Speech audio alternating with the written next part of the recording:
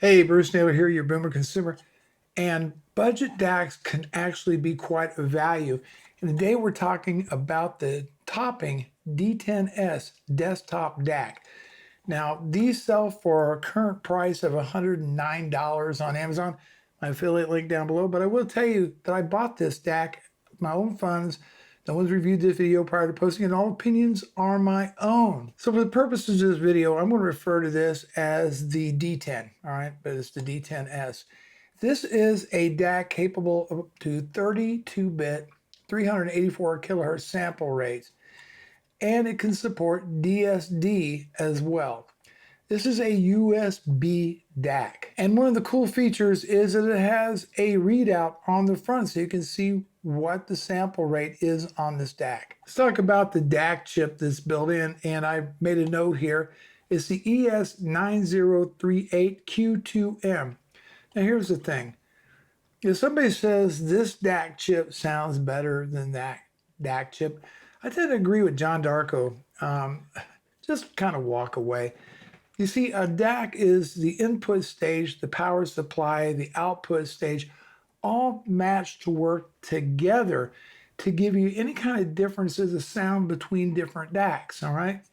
And Topping has done a very, very good job with this DAC. Now, this is a USB input DAC only, right?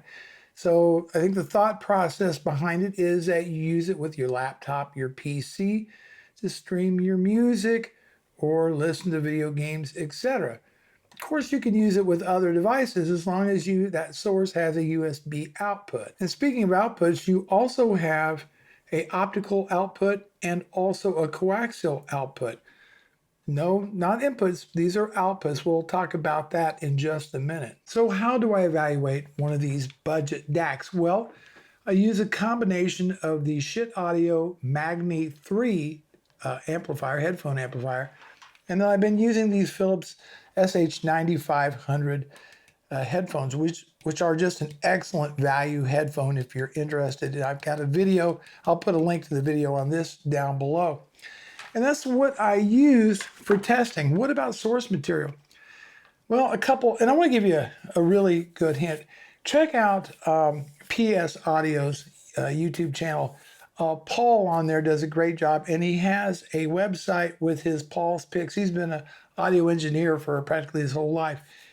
And there's a number of songs on there that you can add to your playlist. It gives you a really nice sample. But I also been listening to this. This is Vangelis's Vangelis Direct CD. This is a fantastic album. If you've not heard of Vangelis, it's kind of new age, maybe mixed with a little electronica.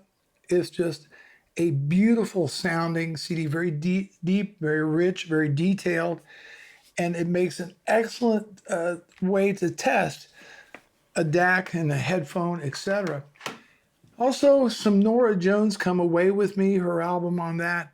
Miles Davis, Kind of Blue, just some of my favorites. But I also listened to Bachman Turner Overdrive, Not Fragile album, which is an excellent classic rock album.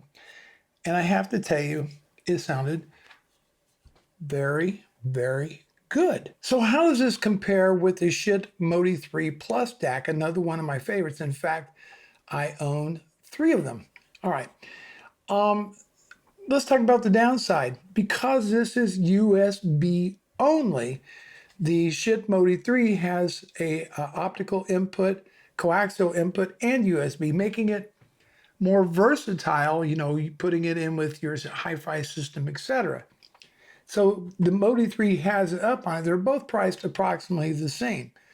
However, should you want to upgrade your DAC in the future, you could use this to convert a USB source to an optical source and run that into your new DAC. So it could live another life going down the road. Maybe you want to improve things, and the new DAC doesn't support USB input. Well, here you go.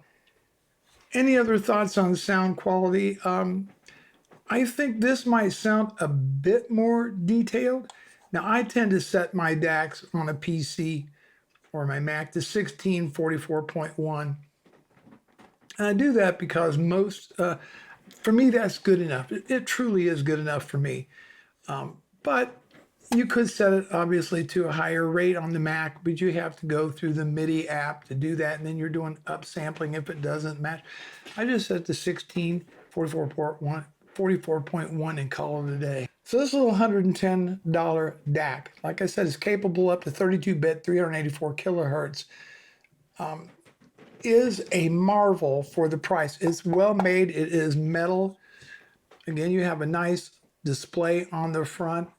It is basically, I think, designed to plug into your PC or your Mac and use it that way, or a USB audio source and use it that way. I think topping is, running neck and neck with audio in the budget category. In fact, the one thing about the Modi on the downside is it's limited to 24-bit, 192 kilohertz. Again, 32-bit, 384, if that is what you're going after. Sound-wise, I think it was just slightly more detailed than the Modi 3, but not by much. So, if you're interested in learning more about this DAC, check out the links down below. Bruce Naylor, your Boomer Consumer. Thanks so much for watching, and I'll see you in the next video.